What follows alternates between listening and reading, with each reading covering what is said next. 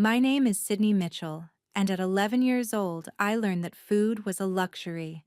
That July, my parents announced they were going to Europe for a month: Paris, Rome, Santorini. They placed two $10 bills and a credit card on the kitchen table, told me it was for emergencies, then dragged their suitcases out the door without looking back. I didn't know the card had never been activated. I also didn't know that 30 days later, when they returned and threw a party to show off their European vacation photos to 40 guests, the police would walk into our living room. But that's the ending. Let me tell you how it started. From the day they left, and the door closed behind me. The Mitchell family lived in a two-story house in suburban Denver. The front lawn was perfectly trimmed. Two cars sat in the garage, a white SUV for Mom, a black sedan for Dad. Everything was beautiful. Everything was in its place. My mother, Diane Mitchell, had 12,000 followers on Instagram. She posted family photos every week: Sunday dinners, weekend getaways, Christmas trees. "Blessed," she'd write. "So grateful for my little family." But if you looked closely, you'd notice something. I was rarely in those photos. My father, Greg Mitchell, worked long hours at an insurance company. He came home at 7, ate dinner, watched the news, went to bed. When Mom said something, he nodded. When Mom decided something, he agreed. He wasn't a bad person, he just wasn't present. I'd learned to take care of myself early, making my own breakfast since I was 8, walking to school alone, signing permission slips when Mom forgot. She called me the quiet one in front of guests. "Sydney doesn't need much attention," she'd say with a light laugh. "She likes being alone. Right, sweetheart?" She never waited for an answer. I would nod. Because if I didn't, Mom would sigh like I'd just ruined her entire day. I was used to being invisible. I thought it was normal. I thought every kid existed on the margins of their parents' lives, trying not to be a bother, trying to be good enough to be loved. But I never thought they would actually disappear. 2 weeks before they left, Mom called me downstairs. She was sitting on the couch, laptop open, the screen showing a flight booking website. Dad stood by the window, staring at the yard, saying nothing. "Sydney," Mom said, her voice light as if announcing what's for dinner. "Your father and I need a break. A month in Europe. Paris, Rome, Greece. You're 11 now, old enough to stay home." I stood frozen. "Who will I stay with?" I asked. Mom didn't look up.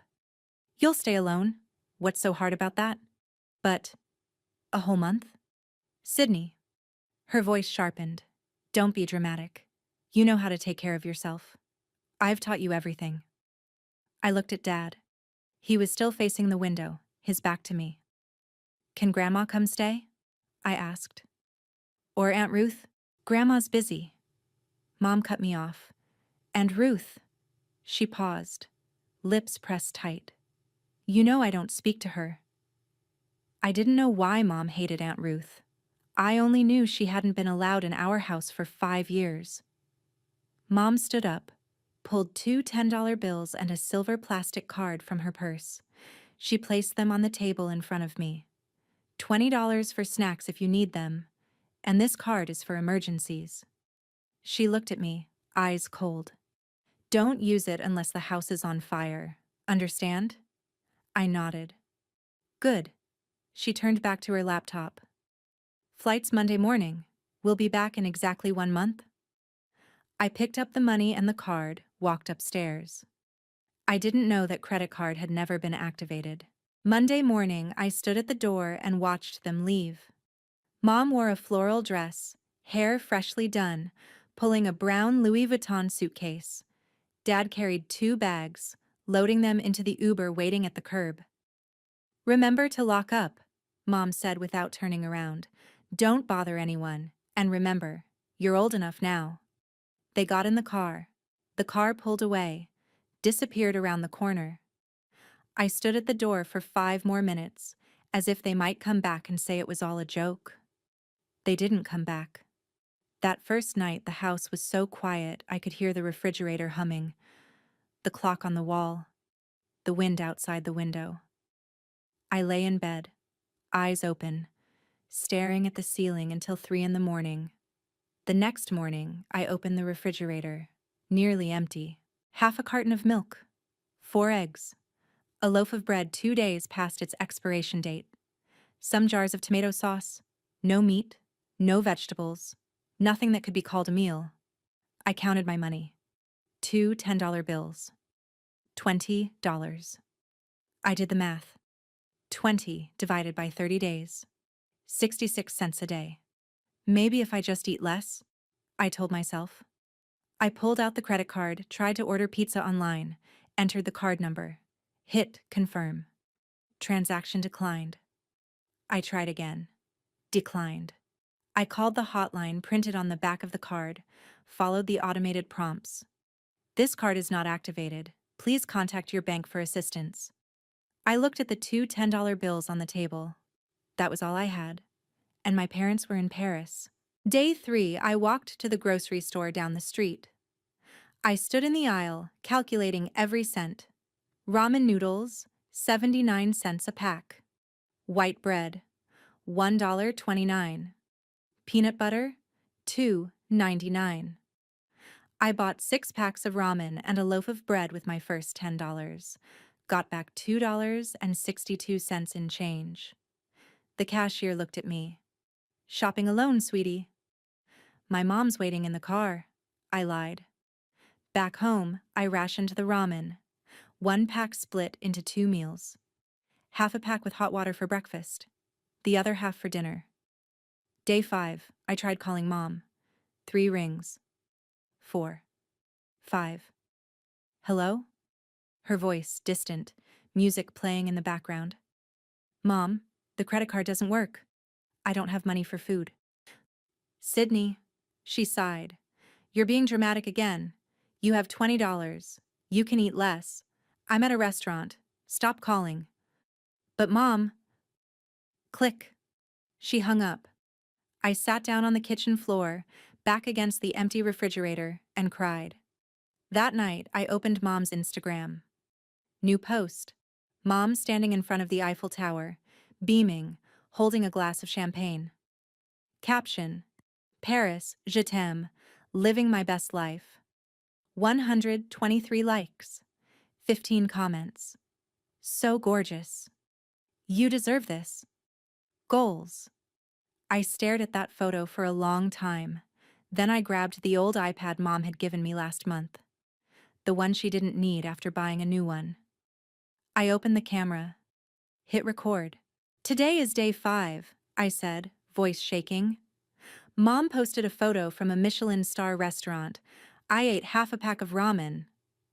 I didn't know then that someone was watching. Just not in the way I expected. Day 7, Mr. Harold knocked on my door. Harold Jensen lived in the blue house next to ours. 70 years old. Widower. Lived alone with an old cat named Whiskers. He'd wave at me when I walked to school, but we'd never really talked. I opened the door, trying to look normal. Hey there, kiddo, Mr. Harold said, looking me up and down. I noticed your parents' cars haven't been around for a few days. Everything okay? Yes, sir. They're on a business trip. Business trip? He raised an eyebrow. Who's watching you? I wanted to lie, but I was too tired, too hungry. My lips were cracked, my face pale, and I knew he could see it all. I'm fine, I said, but my voice trembled. Mr. Harold was quiet for a moment. Then he asked gently, Have you eaten today, sweetheart? I swallowed. Yes, I have. Would you like to come over for dinner? I made too much. Hate to see it go to waste. I knew he was lying. He lived alone. But I was too hungry to refuse. That evening, I sat at Mr. Harold's kitchen table and ate spaghetti like I'd never eaten before. He didn't say anything, just sat across from me, watching with an expression I didn't understand then. After dinner, he asked, Where are your parents, really? And I told him, Everything. Europe. 1 month. $20.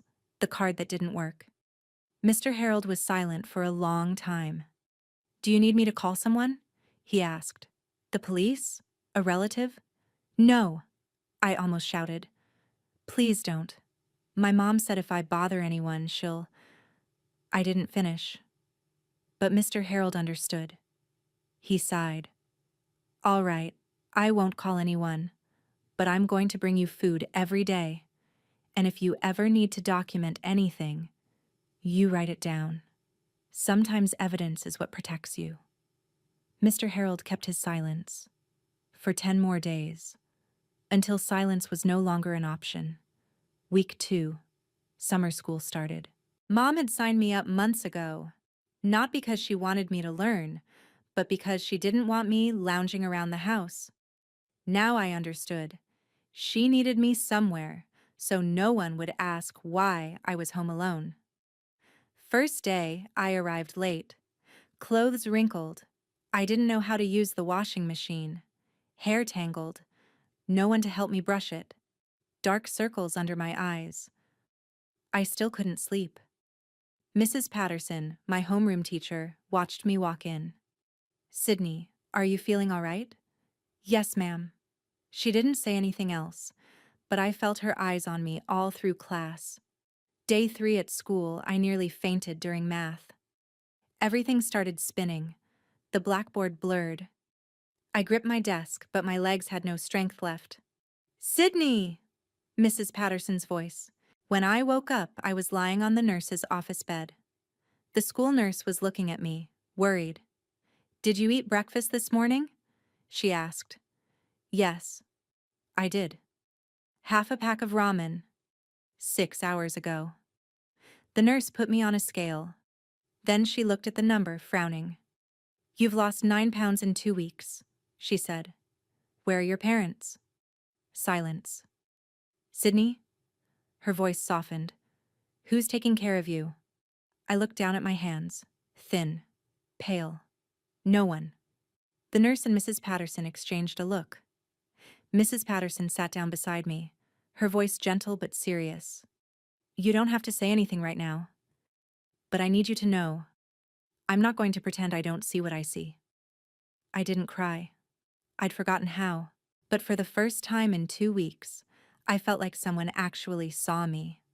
That night, Mom called. I was sitting in the kitchen, eating the rice Mr. Harold had brought over when my phone buzzed. International number. Hello? Sydney. Mom's voice cut like a blade. I heard the school called. What did you tell them? I didn't. Shut up. She cut me off. I'm in Santorini, having dinner with your father, and I have to take a call from the school saying you have health concerns. Do you know how embarrassed I am? I swallowed the rice. It stuck in my throat. Mom, I'm hungry. You're being dramatic again. She was shouting now. You have $20. You have food in the refrigerator. You have everything. And you still find ways to bother me? The credit card doesn't work. Then don't use it, I told you. Emergencies only, house on fire only. I went silent. Sydney, listen to me. Her voice dropped, colder now. If you tell anyone anything, the school, the neighbors, anyone, I will send you to boarding school when I get back. You won't live at home anymore. You won't see anyone you know. Understand? Silence. Sydney, understand? Yes. Good.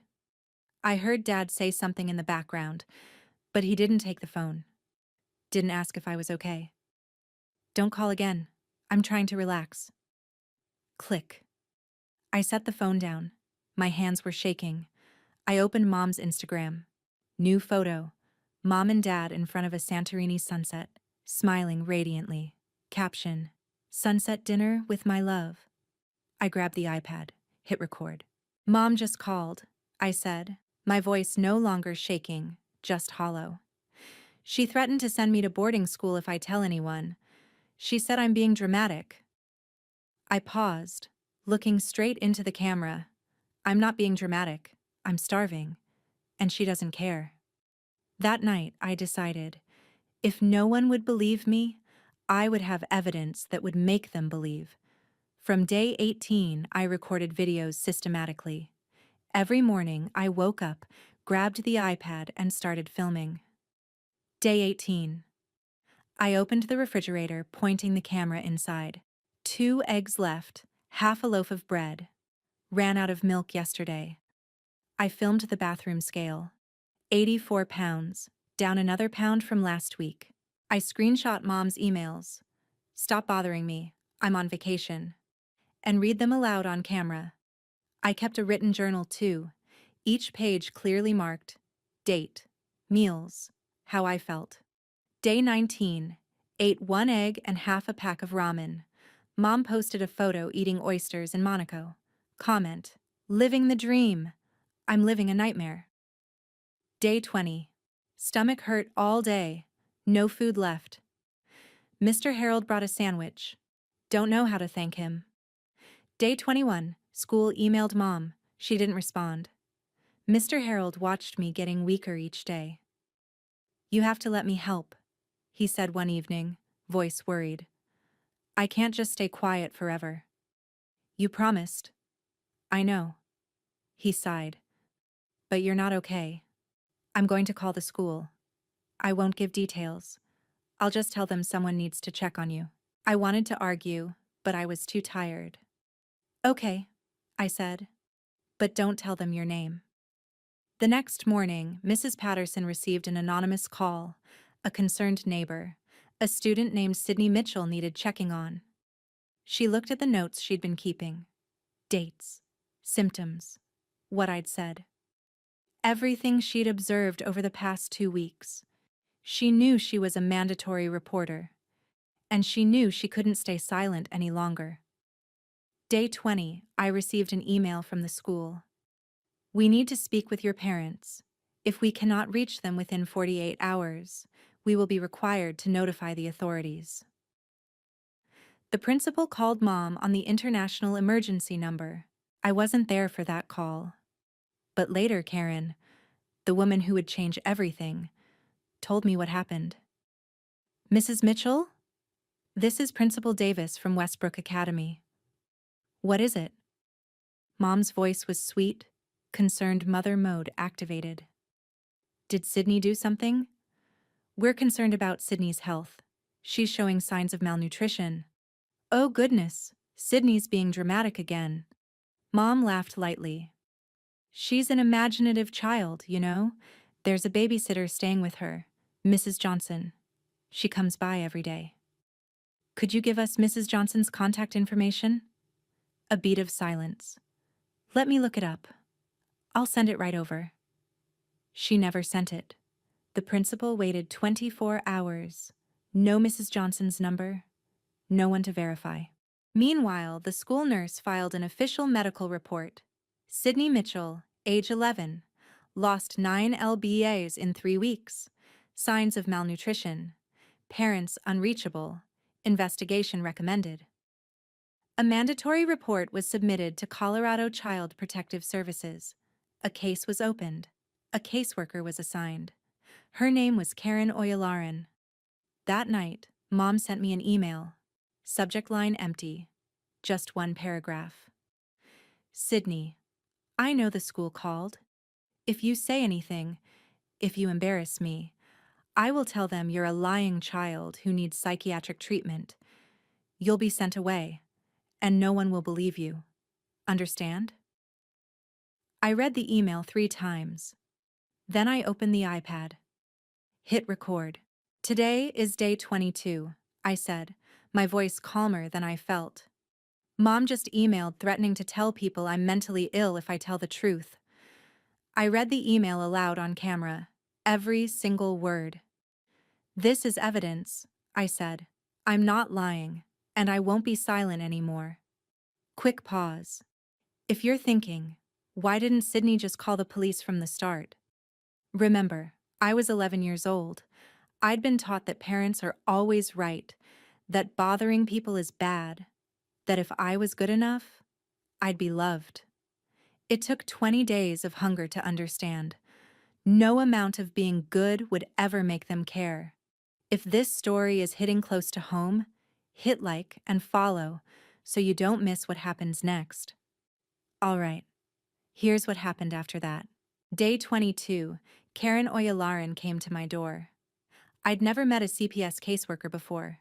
I expected someone cold, official, scary. Karen wasn't any of those things. She was a black woman in her 40s, wearing a simple blazer and kind eyes.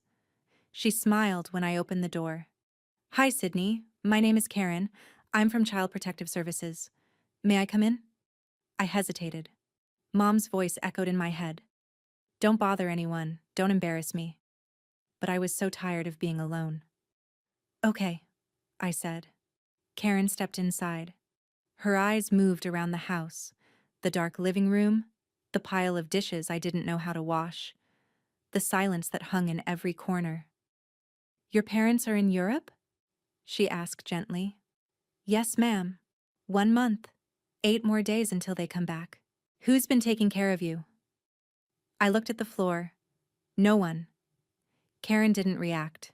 No shock, no judgment.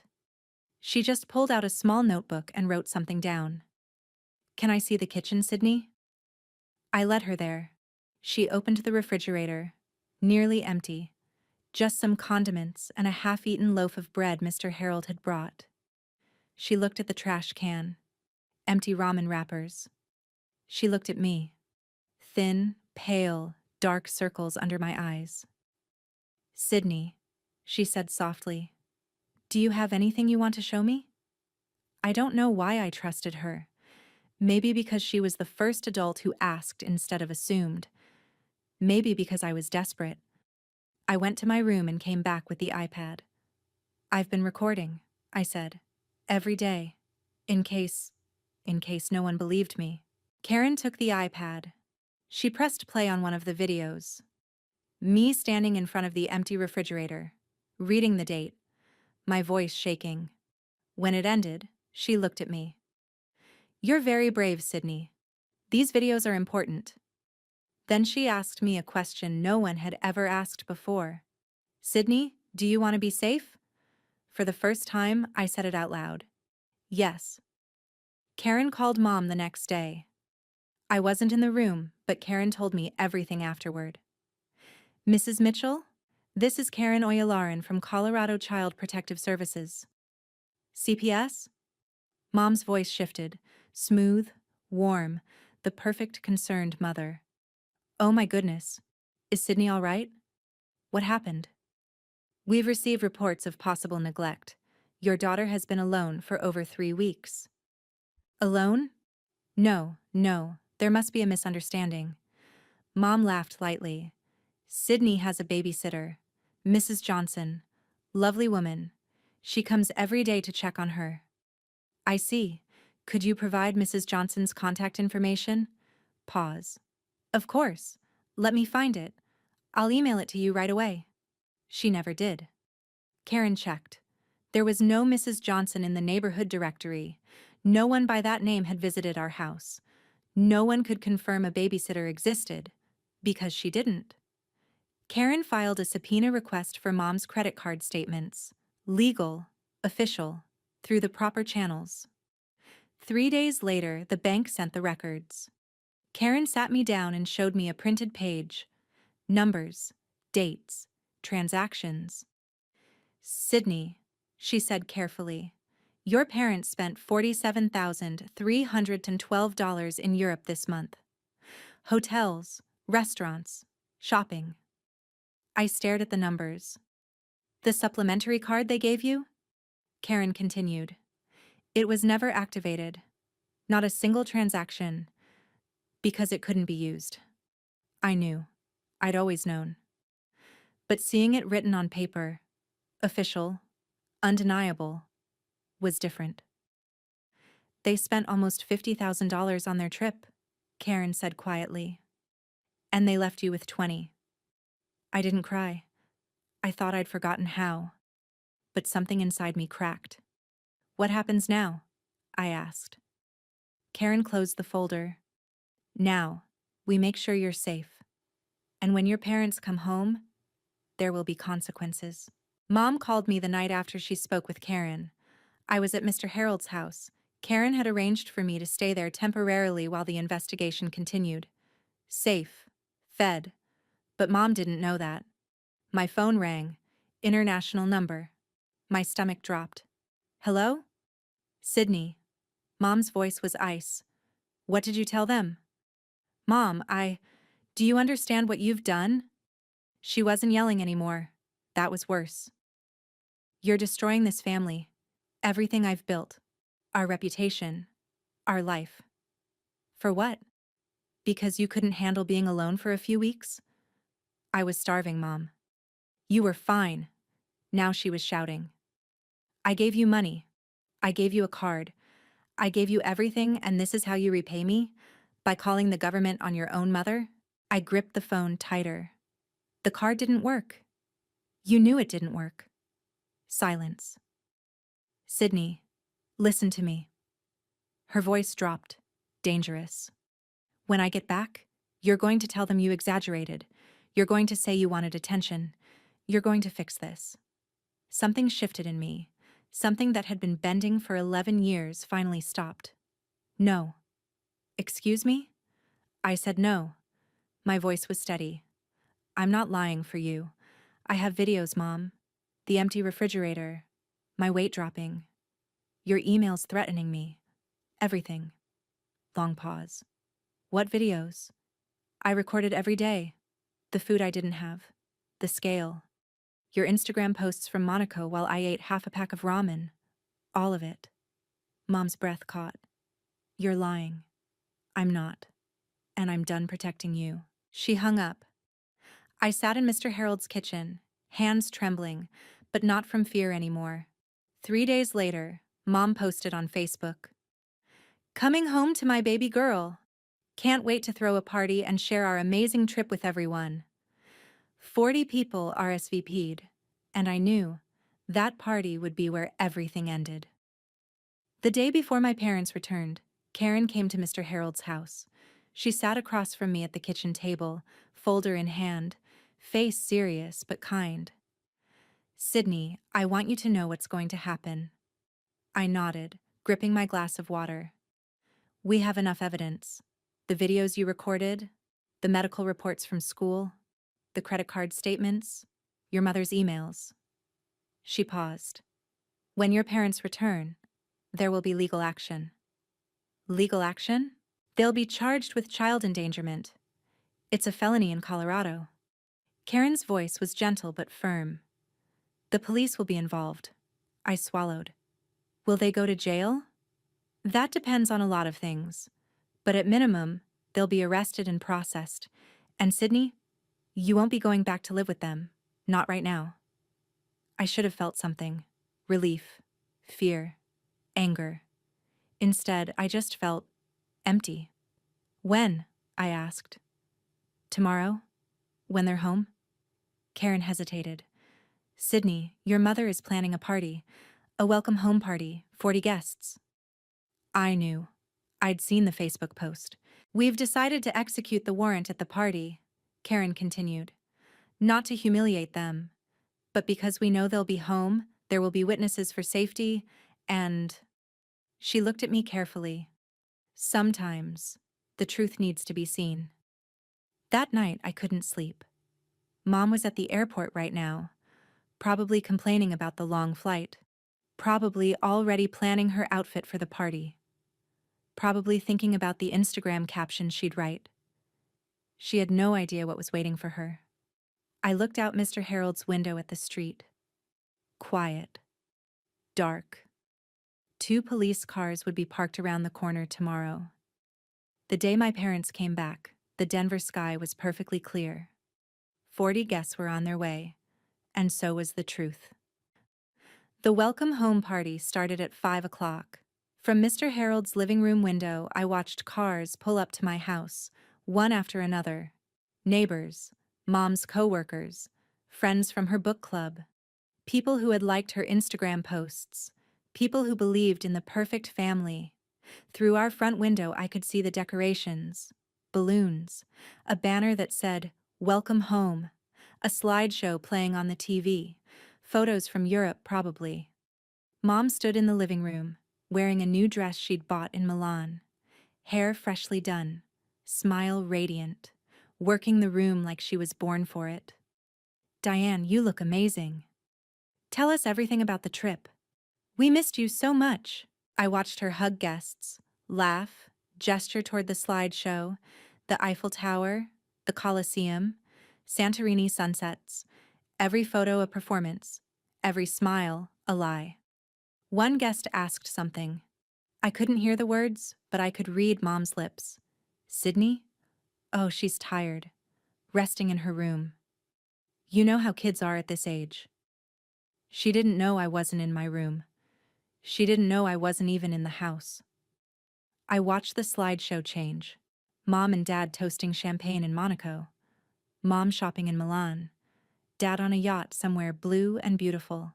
Not a single photo of me. Mr. Harold sat beside me. "You okay, kiddo?" "I don't know," I said honestly. Then I saw it. A dark sedan pulled up at the corner. Unmarked. Karen stepped out of the passenger side. Two uniformed officers got out of a second car behind her. Mr. Harold put a hand on my shoulder.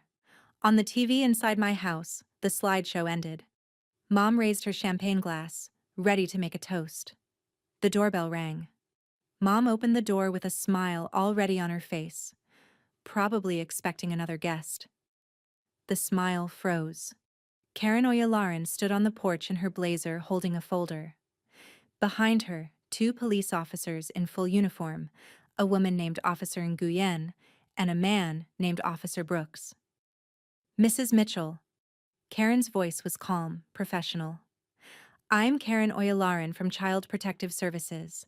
These are Officers Nguyen and Brooks. We need to speak with you." Mom's face went through three expressions in 2 seconds. Confusion, recognition, fury. She settled on a tight smile. "I'm sorry, now isn't a good time. I'm hosting—" "Ma'am, this concerns the safety of your daughter." Behind Mom, the room had gone quiet. 40 pairs of eyes turned toward the door. The slideshow of Europe still played on the TV. Photos of the Colosseum cycling silently in the background. Mom tried to step outside, to close the door behind her. "Perhaps we can discuss this privately." Officer Nguyen spoke. "Mrs. Mitchell, we have a warrant. You and your husband are being charged with child endangerment under Colorado Revised Statute 186401. The words hung in the air. Someone in the crowd gasped. Whispers started. The champagne glasses stopped clinking. "That's ridiculous." Mom's voice was strained, but she was still performing, still smiling.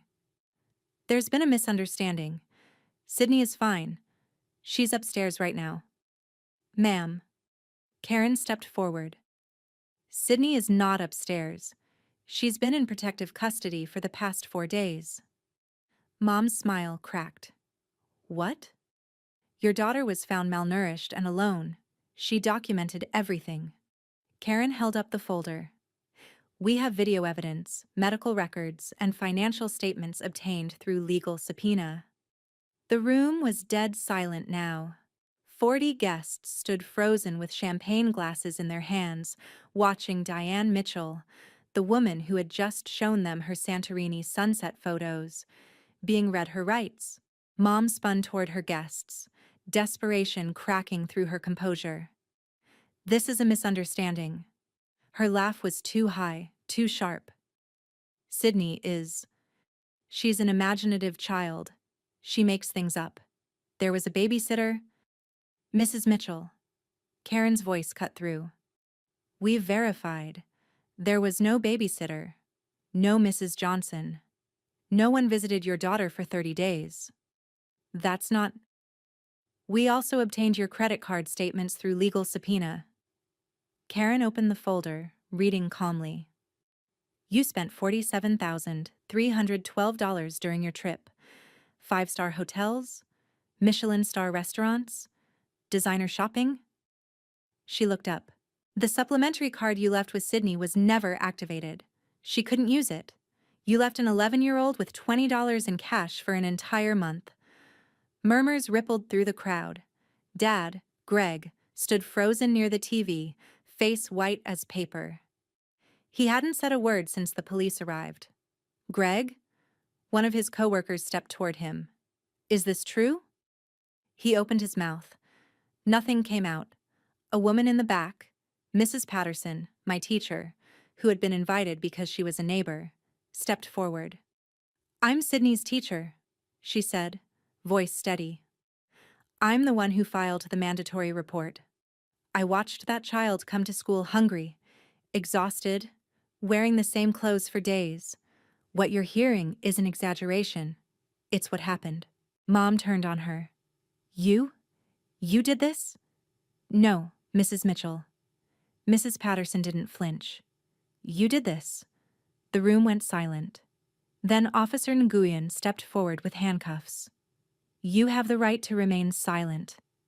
Anything you say can and will be used against you in a court of law? Mom's legs buckled. No. No, wait, this can't. Karen looked at Officer Brooks and nodded. Play it. On the TV, the slideshow disappeared. A video took its place. My face. My voice. Today is day 15. The refrigerator has 1 egg and expired milk. I have $3 left. Mom is in Monaco. My voice filled the living room. On the TV screen, I stood in front of our refrigerator. The same refrigerator these guests had walked past to get their champagne. I opened it on camera. Nearly empty. A single egg. A carton of milk with an expiration date that had passed. Today is day 15, Video Me said, voice thin and tired. I don't know how much longer I can do this. The camera showed the bathroom scale, 83 pounds, down from 92 when my parents left. Mom posted a photo from Monaco today.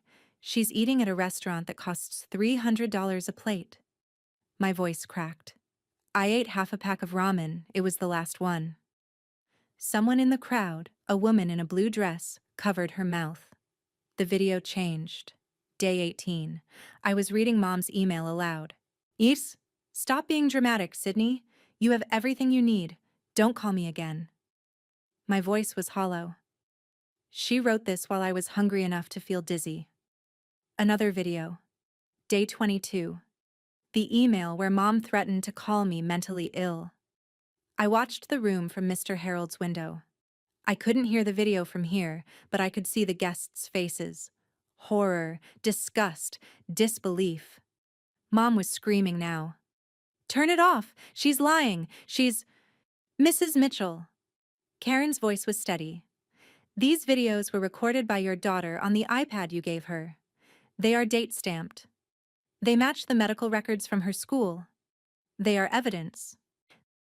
Mrs. Patterson spoke again, addressing the room. I saw Sydney at school. The weight loss, the exhaustion, the unwashed clothes, it all matches what you're seeing. Mom looked around wildly, at her co-workers, her neighbors, her book club friends. No one would meet her eyes. Even Dad had stepped back from her. I watched my mother standing alone in a room full of people who finally saw the truth. I knew the exact moment it hit her.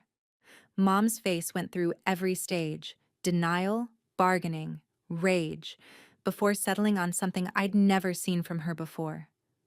Fear. She looked at the screen where my video was still playing. She looked at the 40 guests, their champagne glasses now lowered, their faces stony. She looked at the police officers with handcuffs ready, and then she said the words, I'll never forget. The words from the beginning of this story. No. Her voice was a whisper at first, then louder. No, this can't be happening. But it was. Dad tried to speak. Diane, maybe we should… Shut up. She spun on him, mascara starting to run. This is your fault. You never paid attention to her. You never… My fault. Dad's voice cracked. This trip was your idea. You said she'd be fine. You said… I said she was old enough. She's 11. She should be able to… To what? The voice came from the back of the room. An older woman stepped forward. Martha Keller. She'd known Mom for years, sold her home insurance, attended her dinner parties, commented, gorgeous, on every Instagram post. Mrs. Keller's face was hard now. To what, Diane? Starve? Feed herself on $20 for a month while you ate oysters in Monaco? She shook her head slowly. I've known you for 15 years. I thought I knew who you were. Mom's mouth opened, closed. No words came out. For the first time in her life, Diane Mitchell had no performance left to give. Officer Nguyen stepped forward. Ma'am, sir, you need to come with us now. Mom looked around one more time, searching for an ally, a defender, anyone. The room looked back at her with 40 pairs of eyes that had finally stopped believing. No one moved. No one spoke. No one saved her. They walked my parents out the front door in handcuffs. Not dragged, not screaming, just walked. Mom's face was blank, like she'd left her body somewhere between the living room and the porch. Dad kept his head down, unable to look at anyone. The guests parted to let them through. No one said goodbye. No one offered support. No one stepped forward to say, there must be a mistake. Outside, neighbors had started gathering on their porches. Word travels fast in suburbs. Mrs. Chen from across the street. The Petersons from the corner. The family with the golden retriever who always waved at me. They watched in silence as my parents were guided into the back of a police car. Through Mr. Harold's window, I saw Mom pause before getting in. For 1 second, she looked up. At our house. At the welcome home banner still hanging in the window. At everything she was about to lose. Then the officer's hand guided her head down and she disappeared into the back seat. The car pulled away. I kept watching until the red taillights vanished around the corner. Mr. Harold stood beside me. He didn't say anything. Just put a hand on my shoulder. Back at my house, the party was over. Guests were leaving quickly, quietly, heads down. No one wanted to be associated with what they'd just witnessed. The champagne sat untouched. The slideshow had been turned off. The welcome home banner fluttered in the breeze from the open door. Karen appeared on Mr. Harold's porch a few minutes later. She knocked softly. Sydney? She stepped inside. How are you feeling? I thought about it. I can breathe, I said finally. For the first time in a month, I can actually breathe. Karen nodded. That's a start. Outside, the streetlights flickered on. The police cars were gone. The neighbors had gone back inside. And I was still here. Before I continue, I know some of you are thinking, does Sydney regret it? She's still her mother after all. The short answer, no. I don't regret telling the truth. I didn't destroy my family. My mother destroyed it long before I ever opened my mouth. I just stopped covering for her. If you're in a similar situation, if you're wondering whether you have the right to speak up, the answer is yes, you do. Hit like and follow to hear how this ends. Now, here's what happened after the arrest. The day after the arrest, Aunt Ruth appeared. I was sitting at Mr. Harold's kitchen table eating scrambled eggs. Real scrambled eggs with cheese and toast, when there was a knock at the door. Mr. Harold answered it. A woman stood on the porch, mid-30s. Brown hair like Mom's, but softer. Tired eyes, but kind. She was wearing jeans and a simple sweater. No designer labels, no perfect Instagram aesthetic. I'm looking for Sydney, she said. I'm her aunt. Ruth Delaney. I froze. Aunt Ruth. The aunt Mom hadn't spoken to in 5 years. The aunt whose name made Mom's jaw clench whenever it came up. Mr. Harold looked at me. I nodded. Ruth stepped inside. The moment she saw me, her eyes filled with tears. Oh, sweetheart. She crossed the room and wrapped her arms around me. I'm so sorry. I'm so sorry I didn't come sooner. I didn't know it was this bad. I stood stiff at first. I wasn't used to being hugged. Then something broke inside me, and I hugged her back. How did you know? I asked, voice muffled against her shoulder. Mrs. Patterson called me. She found my number in an old emergency contact file from years ago. Ruth pulled back, looking at me. I came as fast as I could. We sat at the table. Ruth held my hands while she talked. Your mom and I stopped speaking 5 years ago. Do you know why? I shook my head. Because I told her the truth.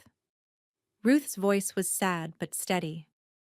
I told her she was more obsessed with her image than with actually loving you. She didn't want to hear it, so she cut me off. She squeezed my hands. Sydney, what happened to you is not your fault. Your mother was wrong, and now you have me. I looked at this woman, this stranger who shared my blood but had been erased from my life. You barely know me, I whispered. Then let's change that. She smiled. I've already filed for temporary guardianship. CPS approved it this morning. For the first time in weeks, I felt something that wasn't hunger or fear or exhaustion. I felt hope. The legal system moved fast. Mom and Dad were charged with child endangerment, a Class 3 felony in Colorado. They posted bail, but the conditions were strict. No contact with me. Not a phone call. Not a text. Not even through a lawyer without CPS approval. The evidence was overwhelming. My video diary, 22 recordings, date-stamped, showing the empty refrigerator, the bathroom scale, my gaunt face reading Mom's threatening emails aloud. The school's medical report, 9 pounds lost in 3 weeks. Signs of malnutrition documented by a licensed nurse.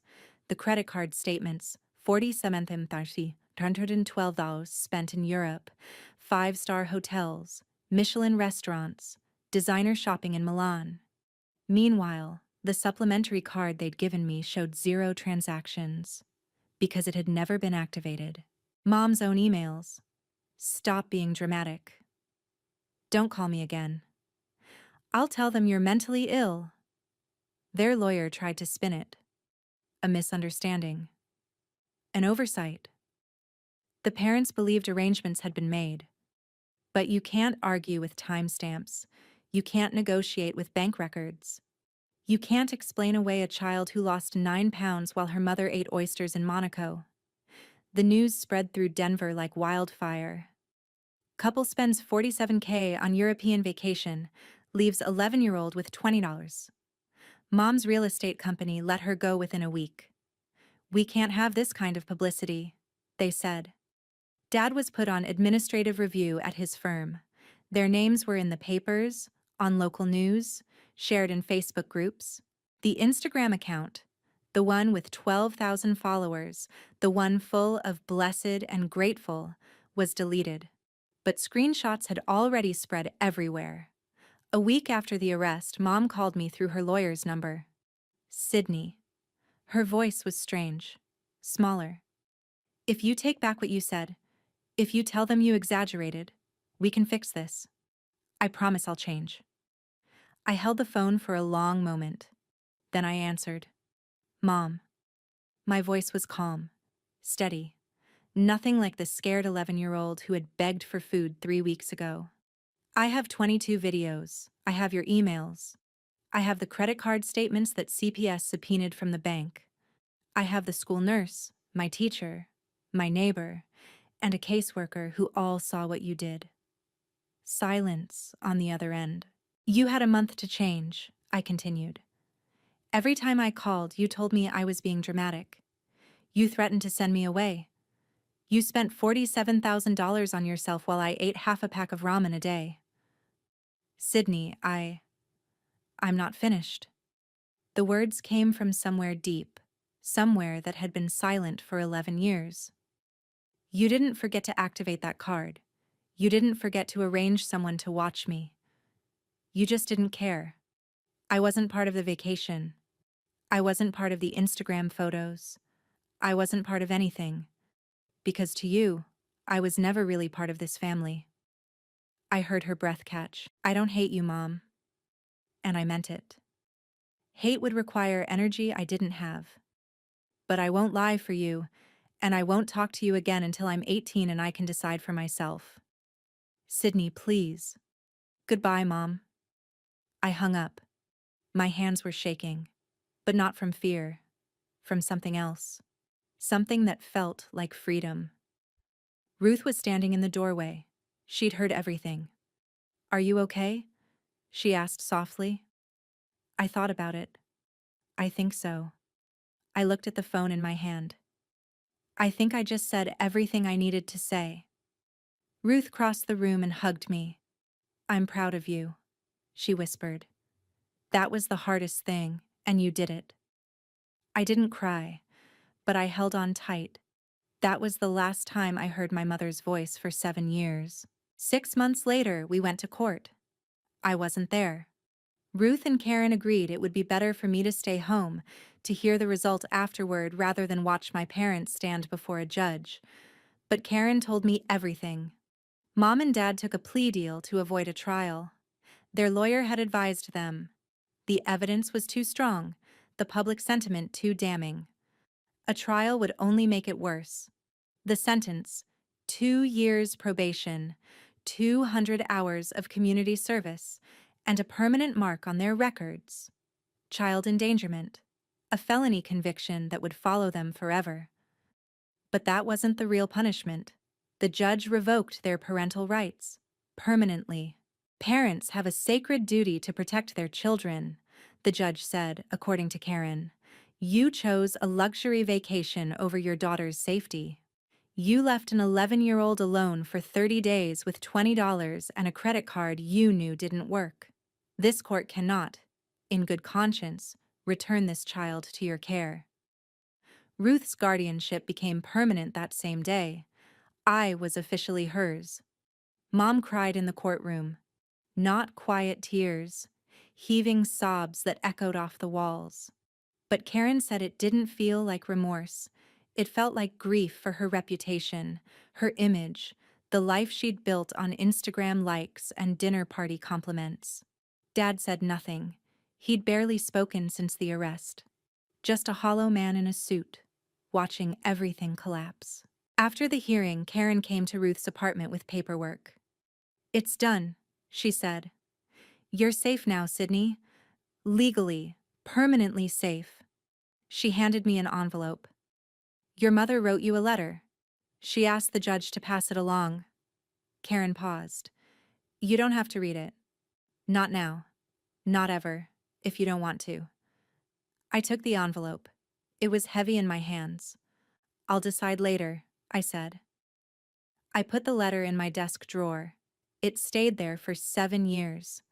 Life with Aunt Ruth was different. She lived in a small apartment in Boulder. No 2-story house, no perfectly trimmed lawn, no Instagram-worthy aesthetic. Just 2 bedrooms, a kitchen with mismatched plates, and a couch that had seen better days. It was the warmest place I'd ever lived. This is your room, Ruth said on my first day, opening a door to a small space with a twin bed and an empty bookshelf. I know it's not much, but we can decorate it however you want. Your choice. My choice. I'd never been asked what I wanted. We ate dinner together every night. Not fancy dinners, sometimes just pasta with jarred sauce or grilled cheese and tomato soup. But Ruth sat across from me, asked about my day, actually listened to the answers. I'm not perfect, Sydney, she told me one evening. I'll make mistakes. But I promise you 2 things. I'll always be here, and I'll always listen. I didn't know what to do with that promise. Part of me kept waiting for her to leave, to get tired of me, to decide I was too much trouble. She never did. 3 weeks in, I came downstairs and saw something on the kitchen calendar. Ruth had written in purple marker, Sydney's basketball tryouts, 3 p.m. I stared at it. Mom had never written my events on a calendar. She'd never known when tryouts were, or recitals, or parent-teacher conferences. Half the time, she forgot to pick me up. You remembered, I said. Ruth looked up from her coffee. Of course I did. I want to be there, if that's okay with you. Something cracked open in my chest. Yeah, I whispered. That's okay. She smiled, and for the first time, I let myself believe that this was real, that she wasn't going to disappear. It took a year to trust that Ruth would stay. It took 2 years to stop checking the refrigerator every morning, just to make sure there was food. But slowly, I started to heal. 6 months after the sentencing, I learned about the money. Ruth sat me down one Saturday morning, a folder of documents on the table between us. Sydney, there's something you need to know about your grandmother's estate. I blinked. Grandma Eleanor had died when I was 7. I barely remembered her. She left a college fund in your name. Your parents couldn't touch the principal, but they were supposed to manage it for you until you turned 18. Ruth opened the folder. As part of the court proceedings, that fund has been transferred to a trust supervised by the court. Neither your mother nor your father can access it anymore. I looked at the number on the page. It was more money than I'd ever imagined. This is mine, yours, for college, for your future. Ruth's voice was firm. No one, not me, not anyone, can use it without the court's approval until you're an adult. I thought about Mom's shopping sprees in Milan, the 5-star hotels, the $47,000 spent in a month while I rationed ramen. Could they have used this before? I asked quietly. Grandma's money? Ruth hesitated. The principal was protected, but they had some access to the interest and… She sighed. Let's just say the court reviewed everything. They won't have access to anything of yours ever again. I sat with that for a moment. What happened to their house? I asked. They sold it. Had to. Legal fees, the settlement, the costs of everything. Ruth closed the folder. They moved out of state. I don't know exactly where, and I don't need to. I nodded slowly. I didn't feel happy about them losing the house, but I didn't feel sad either. It was just consequences. Actions have consequences, even for parents, especially for parents. Thank you, I said to Ruth, for protecting this, for protecting me. She reached across the table and squeezed my hand. That's what family does, sweetheart. The real kind. By the time I was 13, I had clear boundaries. No direct contact with Mom or Dad. Every message, every request had to go through Karen or a lawyer. No phone calls, no surprise visits, no running into each other at the grocery store. The first year, Mom tried. Letters forwarded through her attorney. Requests to Karen for just a short phone call. Once, she showed up at Ruth's apartment building. The security guard turned her away. Each time, I said no. My therapist, Dr. Reeves, who Ruth had found for me, helped me understand why. You're not punishing them, Sydney, she said during one of our sessions. You're protecting yourself. There's a difference. But she's my mother. I picked at the edge of the couch cushion. Isn't there some rule that says I have to forgive her? Dr. Reeves leaned forward. Forgiveness isn't something you owe anyone. It's a choice you make for yourself when you're ready. If you're ever ready. She paused. And even if you do forgive someone someday, that doesn't mean you have to let them back into your life. I thought about that for a long time. So, I can forgive her without seeing her? You can forgive her without ever speaking to her again, if that's what you need. Forgiveness isn't a ticket that lets someone back into your life. It's just letting go of the weight. For yourself. I nodded slowly. I'm not ready, I said. Not yet. That's okay. Dr. Reeves smiled gently. You don't have to be. 7 years later, I received a letter. Not through a lawyer this time. Just a plain envelope in the mailbox, forwarded from an address I didn't recognize. The return address was in Arizona. Mom's handwriting. I held the envelope for a long time before I opened it. I was 18 when I finally read both letters. It was August. I was packing for college. Full scholarship, pre-law program, a future I'd built myself. My dorm room was waiting. My new life was waiting. But first, I needed to close this chapter. I sat on my bed in Ruth's apartment, my room now, with posters on the walls and photos of me and Ruth at basketball games, and my bookshelf full of worn paperbacks. I had both envelopes in my hands. The first was from 7 years ago, the one Mom had written after sentencing. I opened it. Sydney. I know I was wrong. I don't know how to apologize because no one ever taught me how. My mother left me too, left me with relatives for months at a time while she traveled with her new husband. I thought that was normal. I thought children were supposed to be fine on their own. I'm not asking you to forgive me. I don't deserve that. I just want you to know that I'm in therapy now. I'm trying to understand why I am the way I am. And if you ever want to talk, I'll wait, however long it takes. Mom. I read it twice. Then I opened the second letter, the one from a few months ago. Sydney. I heard you got into college, full scholarship. I'm proud of you, even though I have no right to be. You did that yourself, despite everything. I'm still in therapy. I'm still trying. I don't know if I'll ever be the mother you deserved, but I'm trying to be a better person. I won't ask to see you, but I wanted you to know. I'm sorry. Truly. Mom. I put both letters down. Ruth appeared in my doorway. You okay, kiddo? I thought about it. I don't know if I believe her, I said honestly. I don't know if she really changed. You don't have to decide right now. I know. I folded the letters, put them back in their envelopes. But I think I might be okay not knowing. At least for now. Ruth nodded. That's more than enough. I didn't write back. Maybe someday I would. Maybe not. But for the first time, it felt like my choice. And only my choice.